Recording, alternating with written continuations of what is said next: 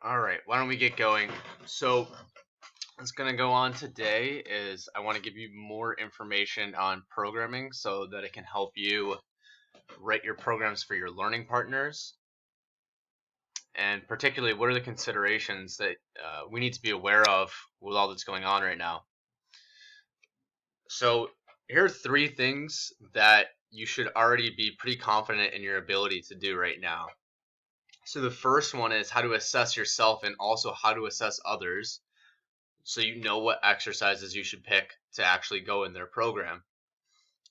The next thing is you should have a knowledge of a variety of exercises you can put into a program. So remember, we had those different movement categories that exercises might fall into, and then all the different variations of exercises that fall into those categories, and then all the different training variables that might make an exercise a little bit different. So like tempo, range of motion, biomechanical considerations. And then also we should know which training variables should be manipulated to help you best fit your goals. So remember, people's goals might fall into I want to get stronger, I want to improve my muscular endurance, I want to improve muscle size, or maybe I want to change my body composition, maybe I want to feel more athletic. So those are all goals that people might have, and we should know which training variables are important for those goals. So we'll talk about periodization, and the most basic definition of that is going to be the systematic variation of our actual training programs. And periodization is composed of 2 different parts. One is programming, which is what you've actually already been doing, and that's writing up those daily plans. But the next part that we need to be aware of is planning. And planning is going to be how are we actually going to progress those plans. Okay? So periodization incorporates both planning and programming. And again, programming you've already done.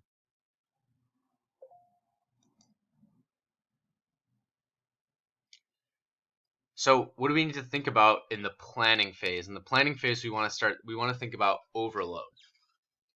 So there's a lot of different ways that you can provide an overload in a program, but overload is just one of these training principles that you need to follow if you want to see results. So overload is a training adaptation only takes place if the magnitude of the training load is above the habitual level. And I think we've spoken about this before. If I continue to do the same thing over and over again, I'm going to see diminishing returns. So if I was goblet squatting 20 pounds for 10 reps, and I did that for a while, at first I might see some benefits in terms of maybe improved muscular strength, endurance, or muscular size, but eventually that's going to plateau out unless I change other training variables. And that's called accommodation. Okay, so accommodation is when we're not going to get the stimulus that we have that no longer provides the same benefits. So in order to avoid that, we want to actually provide overload. And there's 2 different ways that you can provide overload. So the first one is quantitative, and that involves changing the training load. So that might mean I'm adding reps, I'm adding weight, I'm adding sets. So whatever you're doing is increasing the overall training volume. Okay. And the next one is qualitative, which means we're replacing exercises. So changing training loads and also changing exercises, which when we see that, we should think variation. That is the other way to provide overload. So again, increased training load boils down to adding sets, adding reps, adding weight. We can also think of reducing rest because that might increase training density. So that's the amount of work that we're doing in a certain period of time. And then we also might want to consider changing the drill. Again, that's that qualitative change. Okay, so where is overload going to fit? So if you look at number 1, we've done this already. We've also done number 2 already. So number 1 is just an individual training day. That's going to be informed by how we put our microcycle together. So that's the training split that we've talked about. Can anyone remind me of what some examples of training splits are? how might you break your week down? So when you see microcycle, think week. What were some training splits? You can type it in the text box. That's fine. Some ideas of training splits.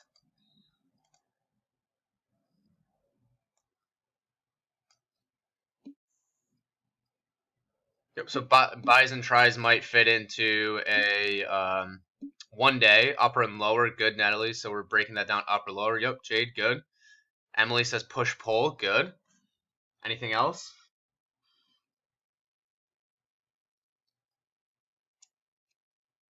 What about, did anyone say whole body?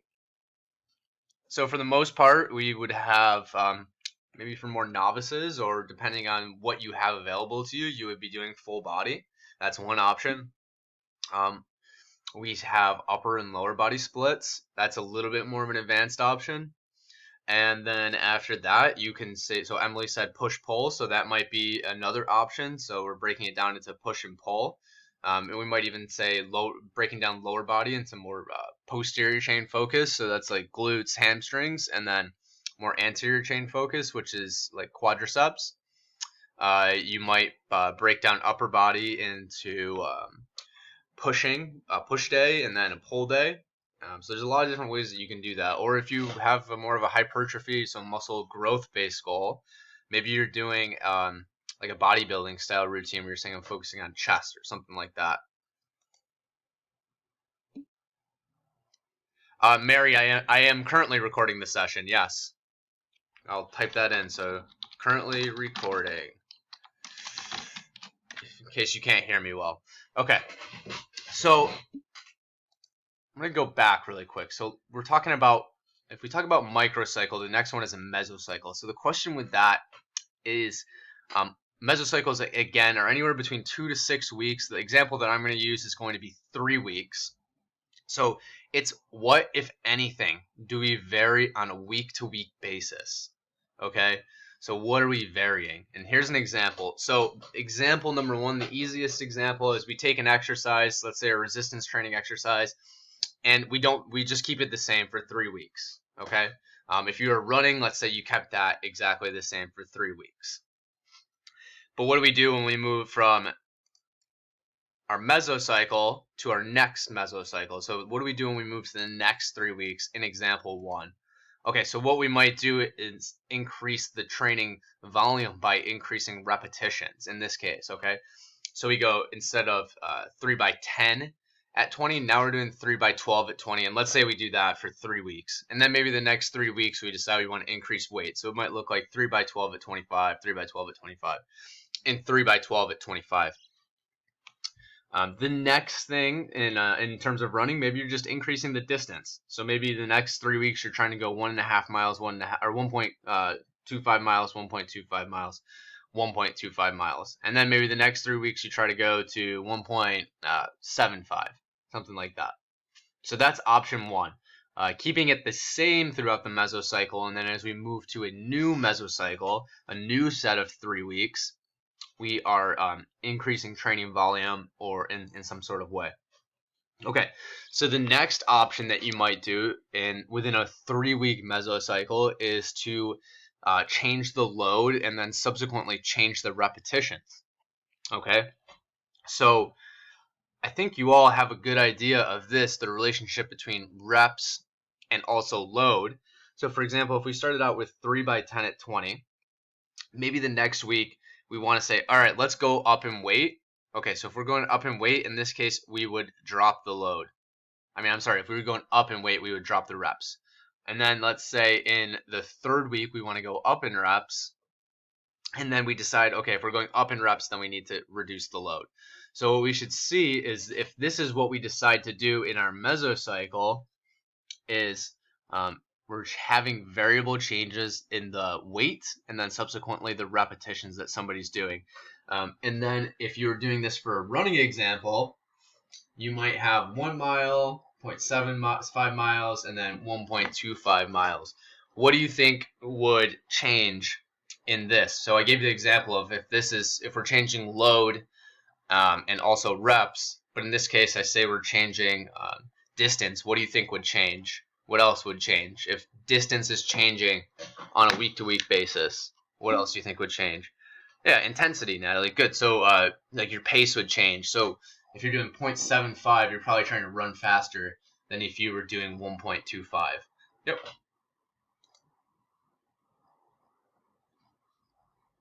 So then this would be an example of how do we go from let's just take this week 1, 2, 3 mesos. We're going to call that mesocycle 1. And as we move into a new mesocycle, oops, sorry, I'm flip-flopping. So look at the loads on here. We have week 1, 2, 3 of our one mesocycle, and then we move to a new one. Notice that the reps are staying the same, but what changed is as we moved into that, we decided to increase weight. So 20 went to 25, 25 went to 30, 15 went to 20 pounds. Okay. And then so if we wanted to do something like this, we might try to, in the running example, what we might try to do now is beat the time that we had. So if in the first mesocycle when we did 1 mile, we did an 8-minute mile, now maybe our goal is 7:50. Okay. And this is what that looks like, that undulating program looks like. We have variations in load on a week-to-week basis, but eventually we see us trending upwards. So we see going from even 100 pounds up to 130 pounds. And this is just an example, a random example of load. But that's how this program would look like. If you did draw a straight line, you would see overall training volume is going up. Okay. So normally you would change load, but I recognize that maybe some of you just don't have any kind of load to use, or maybe if you do have loads, maybe you're like me, you have a pair of 10 pounds and a pair of 45 pounds. Those are pretty different weights. So normally you would change load, but if you can't, what are you going to change in that example? So one thing that you can do is, let's say I was doing a squat and I had to keep the weight exactly the same, but I did want to change my reps. One thing that I could vary would be my rest period. So let's take this. If I'm doing the least amount of reps, I might use the least amount of rest. If I'm going the highest amount of reps, I might need more rest. And then in the middle too. Does that make sense? You can raise your hand if that makes sense. How if you only have one pair of dumbbells, you would have to vary the rest if you're doing an undulating program. Great. Yep, so rest is going to be a variable that if you have very little, you can really change. So then how would I make this more challenging as I went from this 3-week mesocycle to a next one? Well, again, I can't change load, right? I can still change rest, but I can also change the number of repetitions that I'm doing. So maybe I go from 3 by 10 at 20 pounds with 45 seconds rest to now 3 by 12 at 20 pounds with 45 seconds rest. 3 by 8 at 20 pounds with 30 seconds rest goes to 3 by 10 at 20 pounds with 30 seconds rest. So in this case, the variable that I'm changing is the number of repetitions. And here's another way that you can put together a training program. And this is more of if you actually have a lot of training equipment. So each week you might decide to focus on a different training quality. And I actually preferred this method when I was training exclusively athletes. So maybe 1 week you focus on hypertrophy, where you have a hypertrophy rep range and a hypertrophy intensity. And then the next week you focus on a strength rep range and strength intensity. And then maybe the following week you have a power focus. And then depending on what season these athletes were in, maybe we focus more on power and less on hypertrophy. So as people tended to be in season, I would do less hypertrophy work, just because something like that generally makes you pretty sore. So you might change the training quality that you're working on. And then in your own training too, you might do this with aerobics. So maybe on week 1, you're deciding you're going to be doing 3-mile runs. And then on week 2, maybe you're doing 1/4-mile repeats. And then in week 3, maybe you're doing sprints. So you can also feel free to change the training quality on a week-to-week basis. That's a different form of undulating periodization. Okay, so how how might you put together a program? And I'm saying during normal times because I'm going to give you an example of what you might do. Let's just say if you don't really have that much equipment. So I'm just breaking this down as to what's the theme and then what fills in the theme. So normally, if you're doing strength training or hypertrophy training, you're going to end up doing the most complex compound exercise first. So let's say that you're doing more of like a deadlift based day, a hinge day, where you're focusing on, let's just say your posterior chain, so glutes and hamstrings. So main compound lift goes first, that's A1. What you might also want to do, especially if this is something where you're going heavy, is to add non-fatiguing isolation exercises and then potentially an optional filler. So A1 structure might look like this. I'm doing deadlift and then band pull aparts, something that shouldn't be that fatiguing, and then something that works on mobility. Now, I say it like this, so the non-fatiguing, more isolation exercise, that can be swapped out too, depending on that person's goal. So let's say that person's goal was hypertrophy and they wanted to improve the size of their back. Well, maybe you might put together a program like this. So the deadlift works the back, and then the TRX row works the back in a little bit different way. So maybe you're pairing those two together, where obviously the deadlift wouldn't be as heavy, and then you do a TRX row to really stress the back. And then again, optional fillers stayed the same. So, that didn't come across exactly the same way. Okay, so you might not be able to see where it says bold exercise and italic exercises, but I'll make sure I upload this PDF. So what you can think of is this way. A1 would be something in your program that you would try to keep pretty consistent. And by consistent, I mean it's probably going to be the same exercise for the course of multiple mesocycles. So it might be up to 8 to 12 weeks where you're keeping this exercise the same. But the other stuff you can vary as you like. So what's italicized, you can feel free to vary as you would like. So these exercises could actually change on a week-to-week basis. They're also probably going to be low learning curve movements. So that means you can just basically pick them up and do them. My buddy Nick Tominello just calls them grab and go movements. And they shouldn't necessarily interfere directly with the main lift. And I would say unless your goal is hypertrophy. So example, maybe you're doing a dumbbell press and you're pairing that with a dumbbell fly. Maybe that's something that you want to do. So as long as you have a reason to do it, you're good. So we want to do our main compound lift first, the most technically challenging exercises. And then we move into accessory training. So in my mind, the next thing that we should do is a compound accessory lift that actually helps the lifter with the goal. Okay, so maybe that might be like a slow start deadlift or Romanian deadlift or a hip thrust.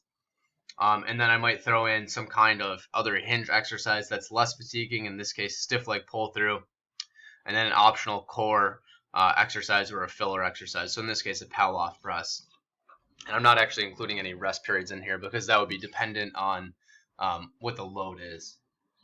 And then I add in compound lifts and accessory training in my mind that are less technical than the ones right here. So slow start deadlift or barbell Romanian deadlift. Those are pretty technical exercises. So the less technical exercises might be a sled push or maybe like a kettlebell Romanian deadlift. And then last, if you want to include it in your program, it's going to be isolation exercises. So maybe that's is there a specific goal for the italicized exercises? How are they supposed to complement the workout? Oh, okay, so I'll go back. So the italicized exercises, Al, are ones that you can feel free to just swap out. So let me go to this one to see if that might make more sense. So if I'm looking at compound lift accessory training, I would probably keep my B1s pretty consistent. So let's just say those ones aren't italicized. Let's say that those ones are bold. I want to keep those in for a while. But maybe my B2 hinge exercise is italicized.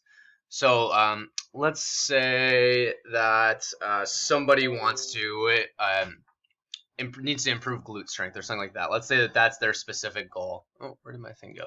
So let's say that that's their specific goal. So in that case, a stiff leg pull through might be good for them. But let's say maybe a different person wants to improve their hamstring strength. So maybe a Nordic curl would be a better option for that person. So what I would say is, how are we going to complement the workout? Well, it's going to be based on what are the person's needs, and then also what are the person's goals. Okay, does that help? And then in terms of the italicized exercises, those ones are ones that you can feel free to swap out.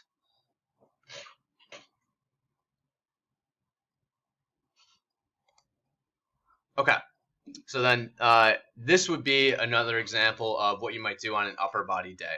Okay, so maybe it's the same outline. We have a main lift, a compound lift, an accessory training, and then a compound lift that's also accessory training, but maybe a little bit less technical, and then isolation exercises. I also want to add that just depending on a person's goal, maybe you're not doing isolation exercises. I mean, that makes a lot of sense if somebody wants to improve muscular size.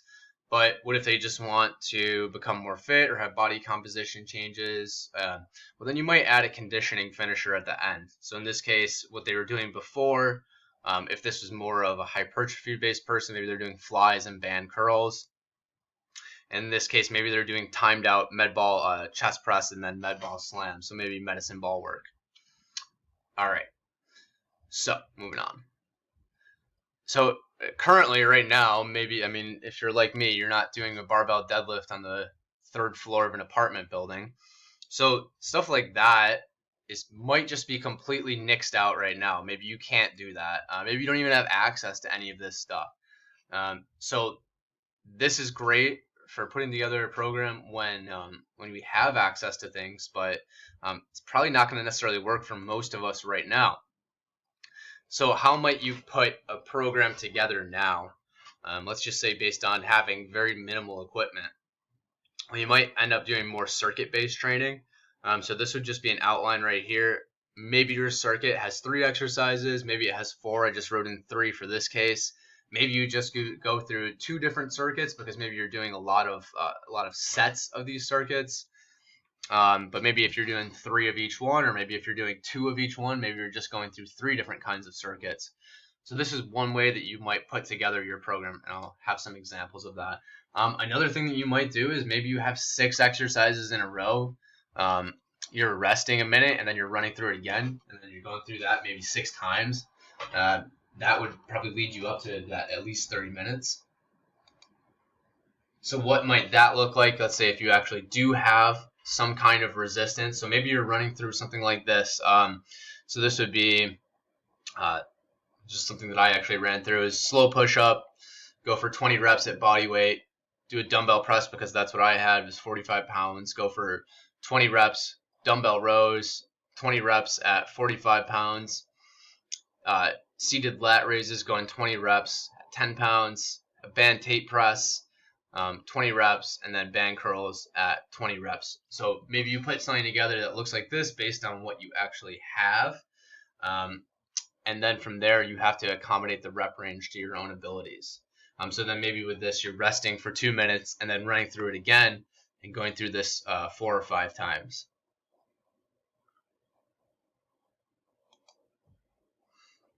So now let's say that you're doing something where you don't really have anything. So how are we splitting it up? Maybe I have one day where it's lower body with just we're focusing on high intensity interval training, and we're going about 10 seconds rest between each exercise. So maybe it might look like this. I have one day right here where I have 2 different circuits. I'm going through 3 sets of each one. So maybe it's I'm doing jump squats, 10 seconds, 10-second break, bodyweight squats, 10 seconds, 10-second break, pulse squats, 10 seconds, 10-second break, squat iso hold, 10 seconds, and then 10-second break. So when I'm doing these 4 exercises, which variables am I changing? Jump squat, bodyweight squat, pulse squat, and then iso hold. What are 2 variables I'm changing?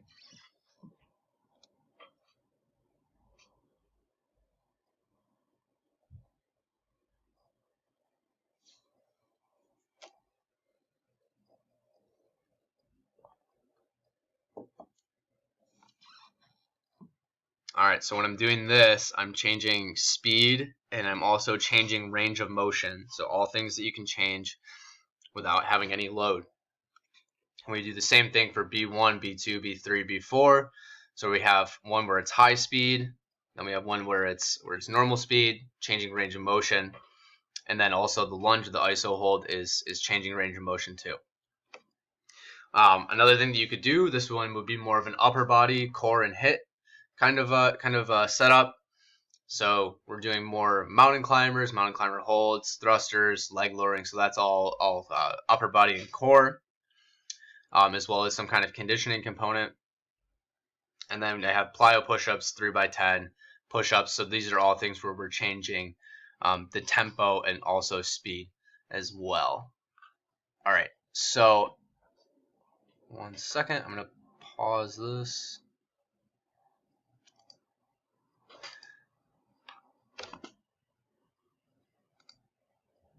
So as of right now, whoops, I don't want that. So as of right now, what I want you to do is I'm going to pull up your programs. I'm going to pause this recording too.